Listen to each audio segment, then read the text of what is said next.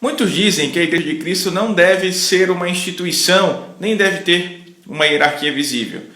A Igreja, então, seria algo etéreo, espiritual, e bastaria a fé para que nós façamos parte dessa grande comunidade. Olá, salve Maria, eu sou o Peter Martins, seja muito bem-vindo ao nosso canal Cooperadores da Verdade. Hoje nós vamos estudar rapidamente os fundamentos da hierarquia visível da Igreja e vamos ver por que a ideia de uma igreja somente espiritual, somente invisível, ela é um erro. Aproveite para se inscrever, dê um like também nesse vídeo, porque isso ajuda o nosso conteúdo a chegar mais longe.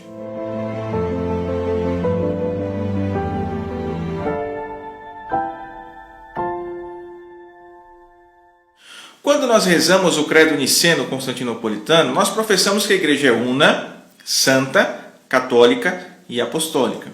Essas são características, marcas da igreja, notas da igreja. Quando dizemos que a igreja é santa, isso quer dizer que a igreja possui e dissemina um código moral que é santo e cristocêntrico, certo? Esse código moral é o que nos ensina a assimilar a nossa vida com a vida de Cristo e é exemplificado na prática na vida dos santos. Todos os cristãos devem concordar aqui que ela é uma das funções centrais da catolicidade da igreja, disseminar o evangelho e levar as pessoas à conformidade com Cristo. E isso nos leva à unidade da igreja e também à sua apostolicidade, que nós vamos encontrar algumas divergências mais graves com os protestantes, porque grande parte dos protestantes vai enxergar a unidade da igreja naquela reunião invisível, na reunião espiritual de todos aqueles que têm fé, daqueles que foram regenerados, sendo batizados ou não, dependendo da denominação, porque algumas exigem o batismo e outras não. Segundo essa ideia, a igreja consiste, então, em se ter o Espírito Santo, ser um eleito, um predestinado, em ser salvo, para usar uma linguagem bem protestante. É claro que essa ideia ela não está totalmente errada. E mesmo a Igreja Católica ensina essa doutrina, é o corpo místico, a Igreja mística.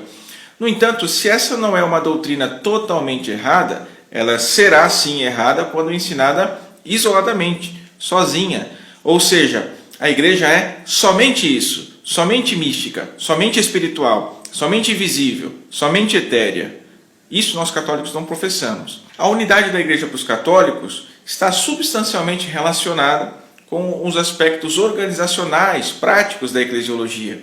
Então a igreja ela não é somente um organismo místico, mas é também uma organização, e essas duas coisas não estão em oposição. Como corpo e alma na natureza humana também não estão em oposição. A igreja mística e a igreja invisível são como dois círculos em intersecção. Existem conjuntamente, paradoxalmente.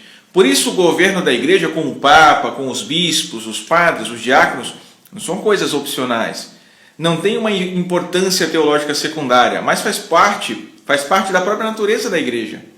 Por isso a Igreja Católica enfatiza tanto a continuidade histórica da sucessão apostólica, por exemplo, que nada mais é do que o governo da igreja e das igrejas locais sendo transmitido de bispo a bispo. E depois outro bispo, e depois outro bispo, e outro bispo, até chegar num apóstolo, que nos levará a Cristo. Quer dizer, Cristo escolheu um apóstolo que teve um sucessor, e esse sucessor teve um sucessor, e assim sucessivamente, até chegar hoje no Papa Francisco. Mas eu não estou falando somente do Papa. Todos os bispos da igreja têm essa árvore de ancestralidade episcopal. Termo que eu estou inventando, tá? Isso não é uma invenção, apesar do termo que eu inventei, isso é histórico, é documentado. E você não pode olhar para a história da igreja, nem para a história da doutrina da igreja, sem considerar essa sucessão apostólica. Os protestantes olham para a história da igreja mais interessados na doutrina, no zelo dos apóstolos, dos primeiros cristãos, no testemunho da fé, sem tanto interesse na forma de governo, sem considerar que a forma de governo também é parte constitutiva da doutrina da igreja. É fato que a Escritura proíbe a divisão, o cisma, o sectarismo, seja por doutrina, seja por mau exemplo, são inúmeras as passagens que falam disso. Todo reino dividido contra si mesmo será destruído. Rogo-vos, irmãos, em nome de nosso Senhor Jesus Cristo, que estejais em pleno acordo e que não haja entre vós divisões. Assim como houve entre o povo falsos profetas, assim também haverá entre vós falsos doutores, que introduzirão disfarçadamente seitas perniciosas. São João, no seu Evangelho, mostra Jesus orando ao Pai pela unidade perfeita dos seus. Dei-lhes a glória que me deste, para que sejam um, como nós somos um.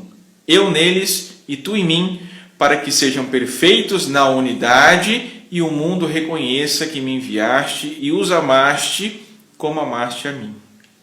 Vejam como a unidade dos cristãos não pode ser algo periférico, algo secundário. E até hoje a Igreja Católica sempre reza pela unidade dos cristãos, todos os anos, né? Temos uma semana da unidade dos cristãos, semana de oração pela unidade dos cristãos, para que todos sejam um, num só rebanho, sob o governo de um só pastor. Uma das motivações mais sinceras, e aparentemente até é razoável, né, para a formação de uma nova seita, é o desejo de se afastar dos pecadores, né, dos pecadores e dos pecados também. Mas a Escritura ensina, especialmente naquele sentido mais institucional, né, a Escritura ensina que a igreja é composta tanto por santos quanto por pecadores, por bons e maus. Isso é claro na parábola do joio e do trigo, por exemplo. Jesus afirma que eles crescerão juntos até o juízo final ou até os últimos tempos, né?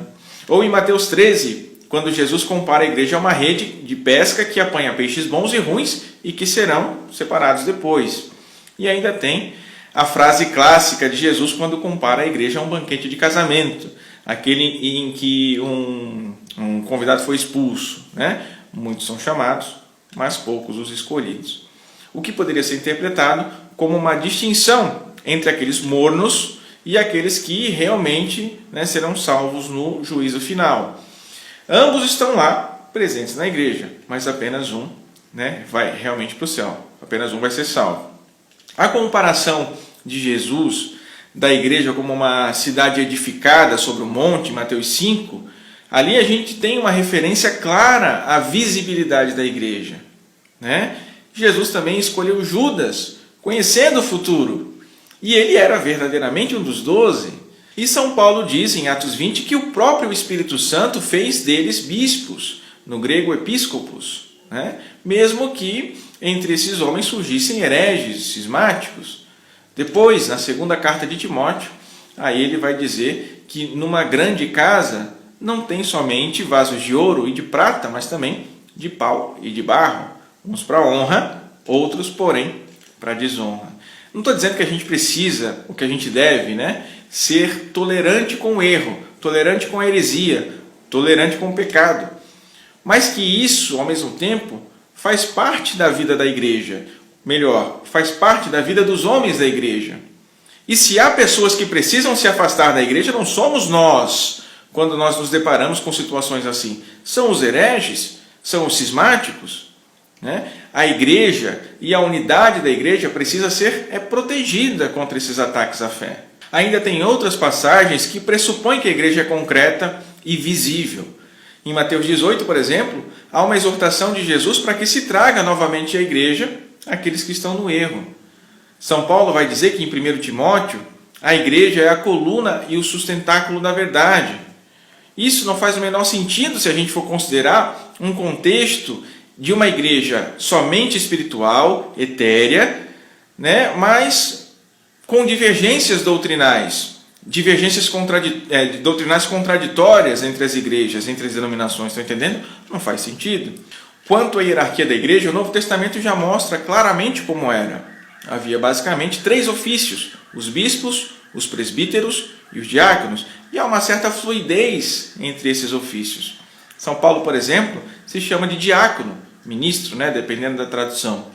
São Pedro se chama de presbítero, ainda que a gente saiba que ele tenha sido um dos bispos, né, o primeiro dos bispos ali, o Papa. Claro, todo bispo é também um presbítero, e todo presbítero diácono, são os 3 graus do sacramento da ordem. Também podem indicar uma certa humildade da parte de São Pedro e São Paulo, né, em se apresentar sempre num grau mais inferior, né? Abaixo daquilo que é realmente o seu serviço. Mas as funções desses servos da igreja são exemplificadas na Escritura, né? Os presbíteros são enviados e comissionados por Cristo, como em Marcos 6,7. São representantes de Jesus, como em Lucas 10,16. Tem autoridade de ligar e desligar, como em Mateus 18,18. Tem o poder de perdoar os pecados, como em Lucas 14,47. Tem o poder de celebrar o sacrifício de Cristo, a Eucaristia, como em Lucas 22,19, Atos 2,41, 1 Coríntios 10,16. E ainda, para a gente acelerar um pouquinho, são eles que batizam, são ordenados, são pastores, pregam, ensinam, evangelizam, expulsam os demônios, ouvem confissões, vivem o celibato. Os bispos aí fazem tudo isso que os presbíteros fazem, mas têm algumas responsabilidades a mais. Tem jurisdição sobre os padres e as igrejas locais. Tem o poder de ordenar os padres, como em Atos 14,22, 1 Timóteo 5,22, 2 Timóteo 1,6, Tito 1,5.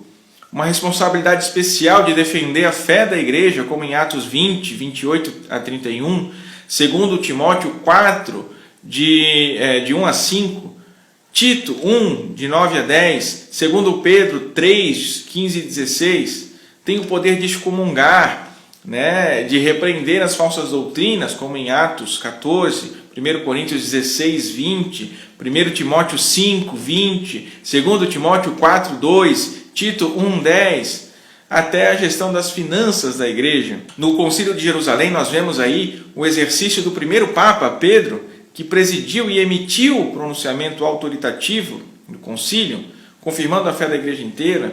E tudo isso que eu mencionei aqui da Escritura, a gente vê na patrística, uma perfeita, não só confirmação, mas continuidade. Ou seja, aqueles ofícios hierárquicos presentes na Escritura permanecem com os primeiros cristãos, que seguem como bispos, presbíteros, diáconos, fazendo a igreja crescer. Eu não vou trazer as citações patrísticas aqui, porque senão o nosso vídeo fica muito longo, mas nós temos uma série de eclesiologia patrística no nosso podcast. Eu vou deixar o link aqui embaixo para que vocês possam ouvir. Tá? Nós vemos ainda na Escritura, no livro de Atos, por exemplo, que depois da traição de Judas, os outros apóstolos escolheram Matias para ser seu sucessor. Um exemplo claro de sucessão apostólica. Estão entendendo? É isso. E aí depois a gente vê São Clemente de Roma, no primeiro século, ensinando a sucessão apostólica. Santo Irineu de Lyon, da mesma forma, no mesmo tempo praticamente. O primeiro historiador da igreja, Eusébio de Cesareia, dedica uma parte da sua obra à linha de sucessão dos apóstolos. Ou seja, isso é parte da tradição cristã.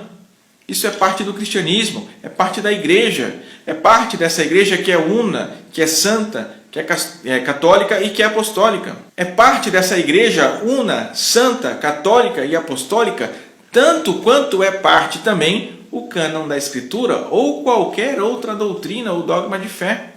Né? A igreja que nós cremos não é uma fundação humana, mas é uma instituição divina. Sem ser visível, concreta e hierárquica, a igreja não pode ser um corpo ordenado à cabeça que é Cristo. Gostou desse conteúdo? Concorda, não concorda? Tem algo para acrescentar? Deixa o comentário aqui embaixo. Deus abençoe. Salve Maria!